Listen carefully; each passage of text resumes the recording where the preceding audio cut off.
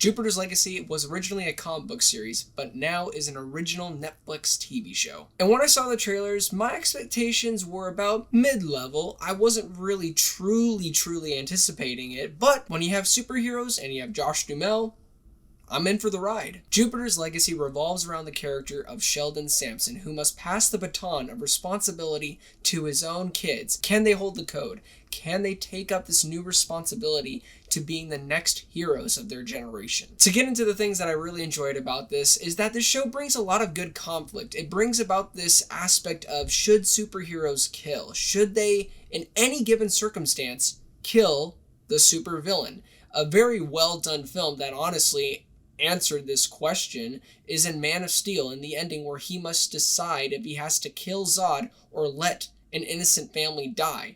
I believe there are times where sometimes you do have to break the rules, and you've seen that in movies like The Dark Knight, where Batman had to take a risk. And I honestly love with what they did here in this show. They basically did the same thing. They could have expanded on the idea a little bit more deeper, but what they were able to do, I thought was very well done. Another thing that I really enjoyed, and a lot of critics are bashing right now, is the past sequences. Some people think that it halts the show. I think that it adds more character development to the characters like Sheldon and his friends and how they become a team, and it really expands on why Sheldon believes in this code so deeply, and I don't think it halts it. I think it just adds more and more to the story and more to the line of these characters, especially when you get to the final moment in this season. I think it elevates it. And the last two things that I really liked was Walt's daughter, Reiku. I believe I'm pronouncing that right. I think she was introduced in episode 7, and the opening sequence, which is by far my favorite. She's just a very cool, unique character, and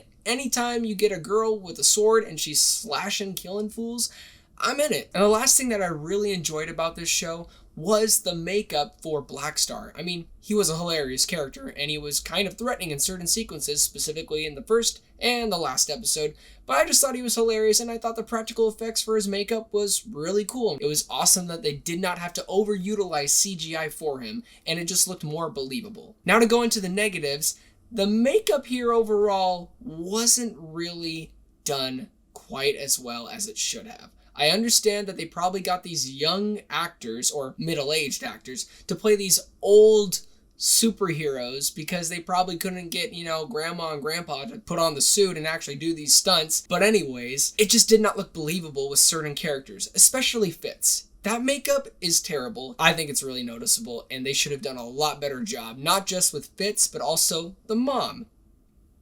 She does not look old at all. Now, when it comes to pacing, I love the past sequences, but when the show really halts is honestly in the present sequences. There are just a lot of storylines that add up to nothing, honestly, with these characters, especially Hutch and the daughter Chloe. Every single time, especially in the second half, we just get Chloe and the guy making out in every single scene. Is that supposed to be character development? Is that supposed to add anything new to their characters?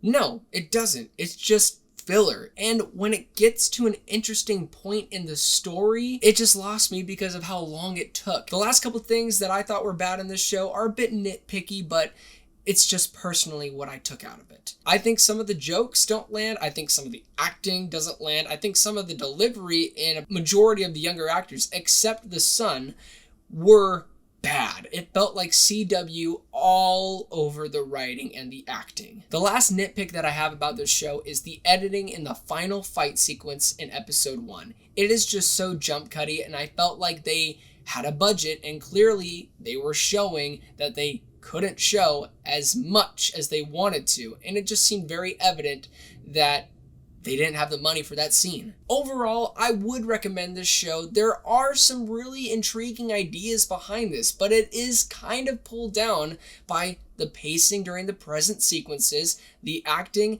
and some of the dialogue is just very poorly written. But I still would check this out and support this show because season 2 is gonna be a doozy. So I'm going to give Jupiter's Legacy a 7.5 out of 10. Thank you guys so much for watching my review. It really means a lot. Please don't forget to like and subscribe, and also, please don't forget to be blessed.